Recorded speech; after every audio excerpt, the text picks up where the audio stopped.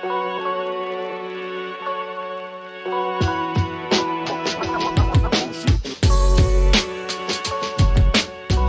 let's start with the rapid fire round. The first one is, at what age do you want to retire? 64. How long does it take you to get ready in the mornings? 25 minutes. Most embarrassing moment of your life? Didn't have one. Favorite color? Blue. What time of day are you most inspired? In the morning. How many hours of sleep can you survive on? I need 7 to 8 hours. Fill in the blank. An upcoming marketing trend is blank. Is AI. The city in which the best kiss of your life happened? Amsterdam. Pick one, Mark Zuckerberg or Elon Musk. Elon Musk. Hard one. The biggest mistake of your career? I didn't make much mistakes. How do you relax? Sporting. How many cups of coffee do you drink per day? 4, I guess. A habit of yours that you don't like?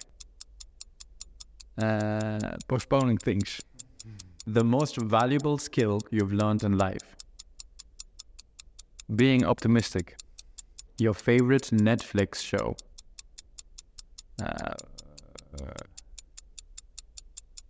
I think Casa de Papel. The last movie that you have seen that you liked?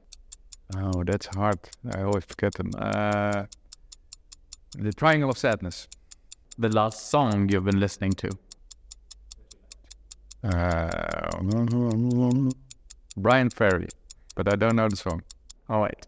That's good. That was the end of the rapid fire round.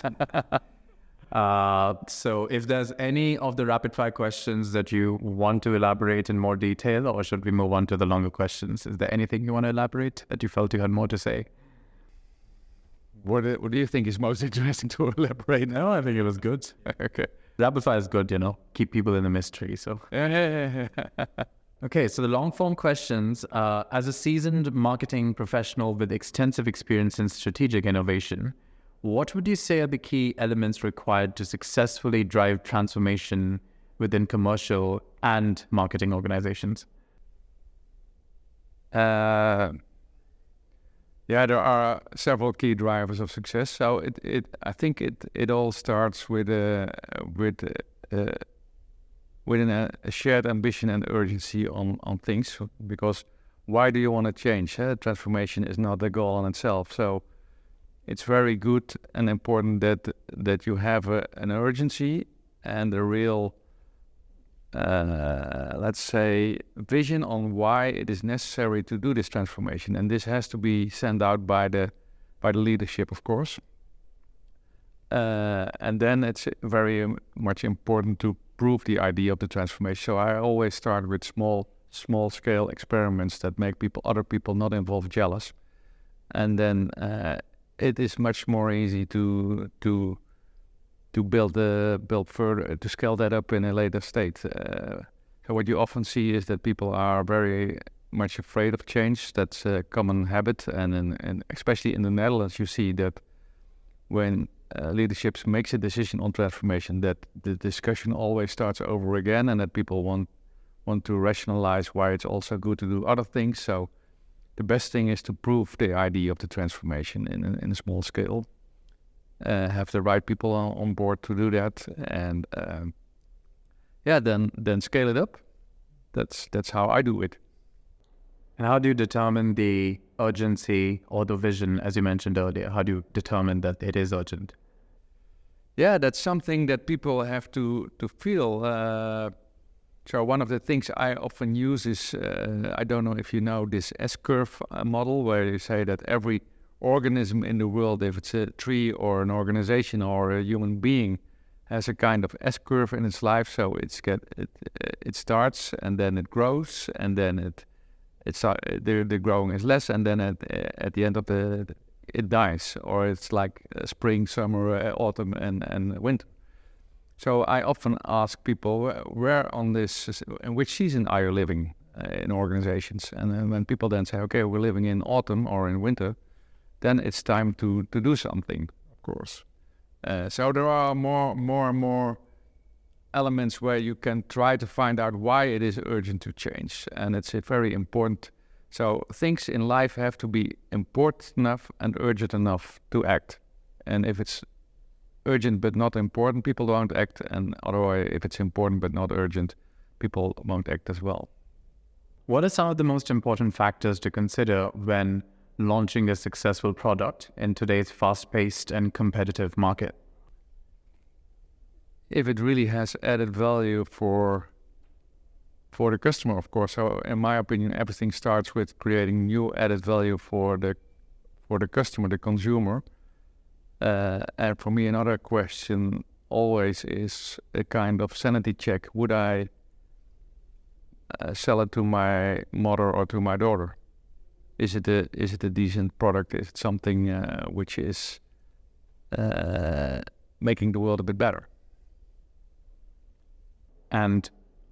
But is it possible to determine completely at the beginning whether a product is sellable, or have there been instances where after a while it somehow caught traction, or, Yeah, it's not possible to give 100% guarantee on success, but of course it's very good that you have a kind of discussion on desirability of products and feasibility of products.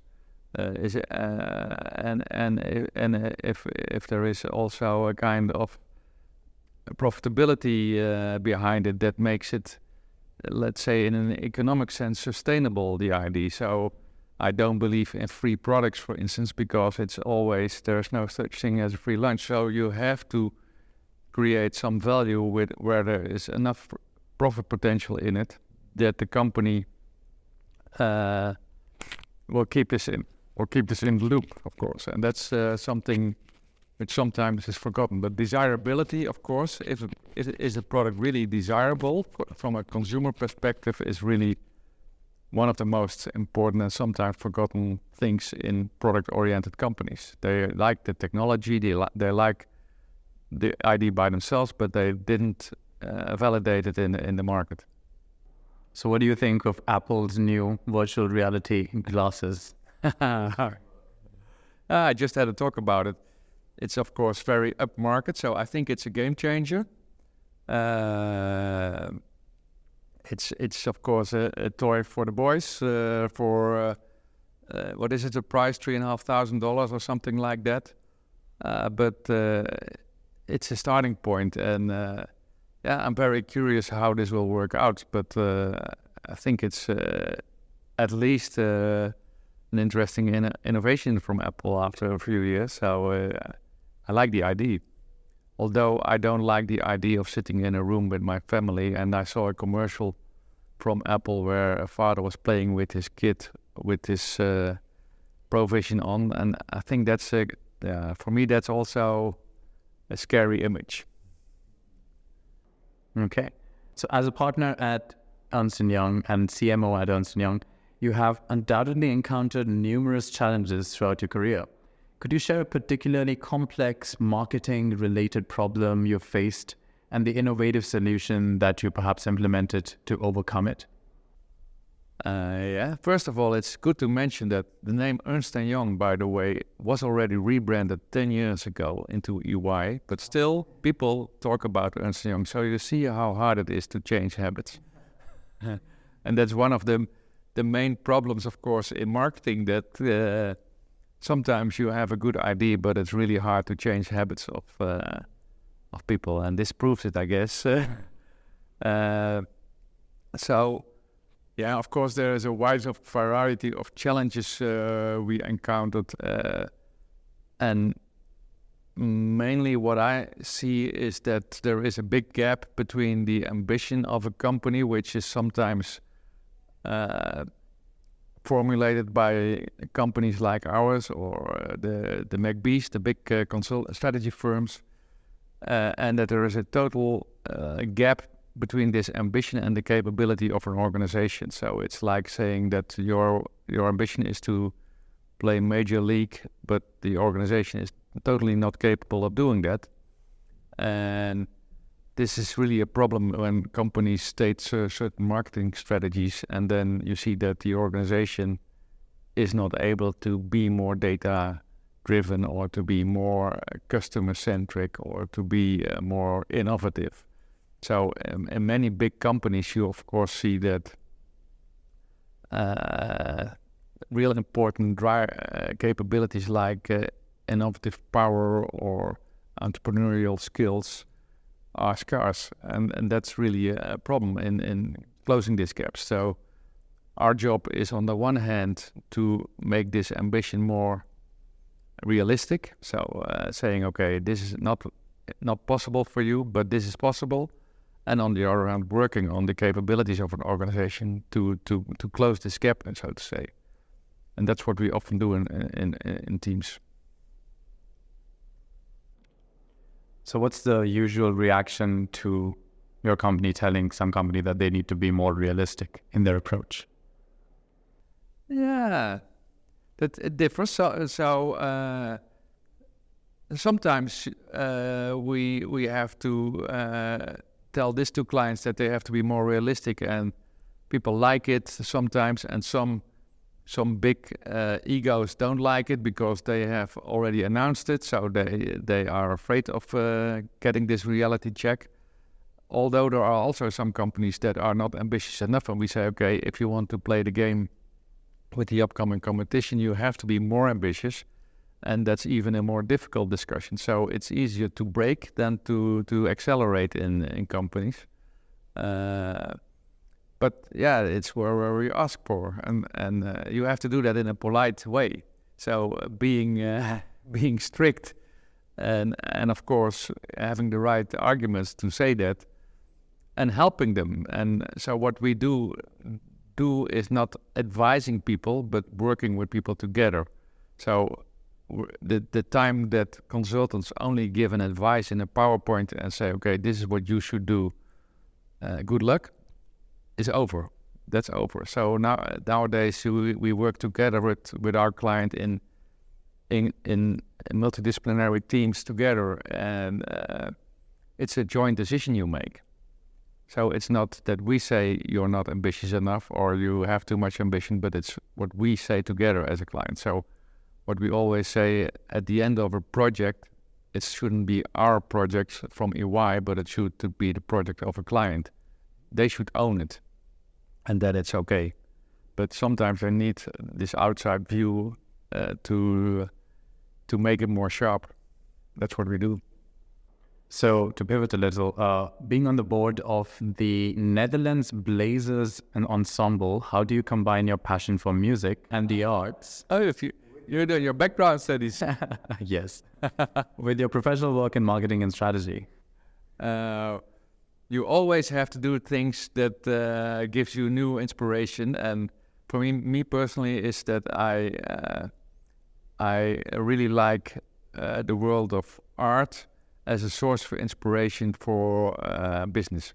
So that's why I was in this board. I had to end it after 8 years. That's due to cultural governance in the Netherlands this year. So, but it was really a great time.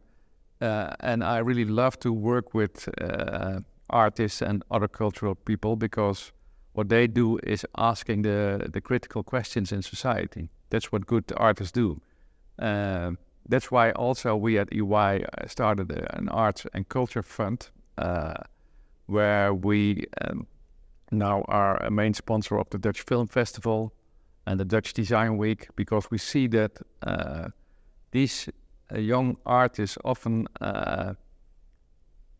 ask the critical questions for making a better world. They dare to discuss the conventions in the world, and that's what artists do more than business people.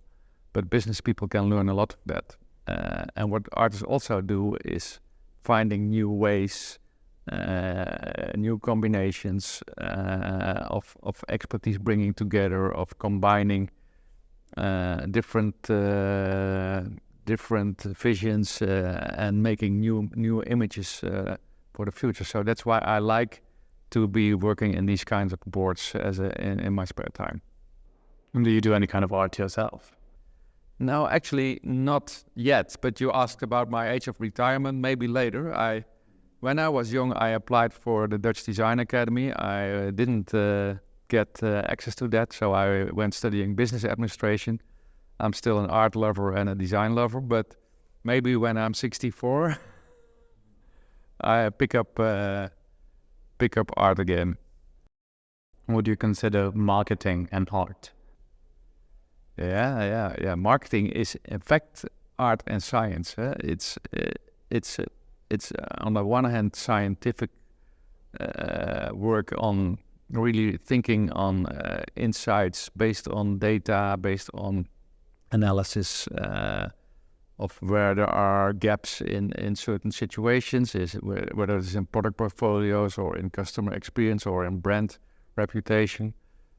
And on the other hand, good marketing is still about art. It's finding new ways, being original, being a rebel with a cause.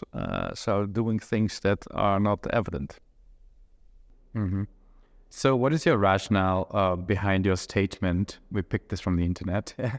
Creating customer and social value automatically leads to shareholder value rather than the other way around. Could you elaborate on why you strongly believe in this perspective? Yeah, that's already a thing I strongly believe in for many years. That I work for a lot of big companies, and what I often see is that many boards in companies always take shareholder value as the starting point and the main objective. And what my strong belief is that if you only talk about shareholder value, it won't create customer value. But if you talk about customer value, it always creates shareholder value. Because to give you an example, if you talk about shareholder value, it is easy to conclude that, for instance, you should reduce the cost of your customer service department because it could save you 10 million euros per year. That's easily found money to create more shareholder value. But on the other hand, it also reduces the customer value in a very bad way, potentially. And if you do it the other way around, if you really find ways to increase the customer value and do things that are really relevant and distinctive for your customers, I'm convinced that shareholder value will follow. That people will recognize that and think, okay, this is really a good company for clients. And shareholders are also consumers, so many shareholders also have to buy products, so they know if this is a good company. So with over 3 decades of experience in strategic advice, what major shifts have you observed in consumer behavior and expectations over the years? And how can marketers adapt to effectively engage with today's digitally empowered consumers? Yeah, that's... I'll make it a long story short. So, of course, in fact, what you see is that there's changed a lot, of course. 30 years ago, there was no internet, there was no email, there was no mobile phone, there were many things were not there. So it's really funny to realize myself that even in that time we already did some marketing, but it was more on product and maybe a bit on customer experience, but not really much. So what you have seen is that things like customer experience and personalization based on data has become much more important over the last 30 years and much more possible because it's also easier to design it in a digital way. It's very hard to design a customer experience for your sales force when they're all outside in the market or for people in shops. It is possible, but more difficult than to do that for digital processes. So that changed a lot, I guess. On the other hand, people are still looking for trustworthy companies for delivering the promise that companies have to do for being good.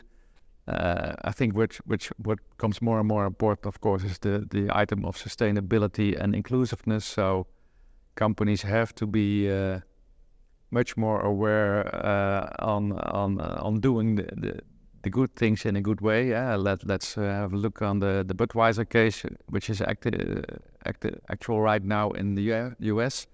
It went wrong in all dimensions.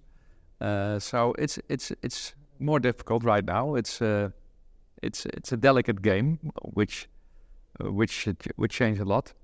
And in my opinion, marketing in that case is more and more not a department that has to convince consumers to change, but is the department that has to convince the internal organization to change. So, in fact, we have to have a vision into the company, how this company should change to become more acceptable and desired by consumers. That's much more important than pushing products to customers. So what role do you think then data and analytics play in your decision-making process when it comes to developing new products and marketing initiatives? It's a very important role. It's a starting point in analyzing opportunities, but data and analytics never provide you with the solution in the box. So there is, when you have the right analytic reports, then you can start being creative. So it's for me a starting point to build on your creativity. Right, so the last question for you is of a personal kind. What would you be doing in your life if not this right now? I always said that I probably in my next life, but otherwise maybe I would become a writer of novels, not of management books. I hate management books. There are always 600 pages and you could write them in 10 pages because it's always a lot of waste in these books. Okay. Thank you. So maybe in another life I'll be interviewing you as a famous novelist. Yeah.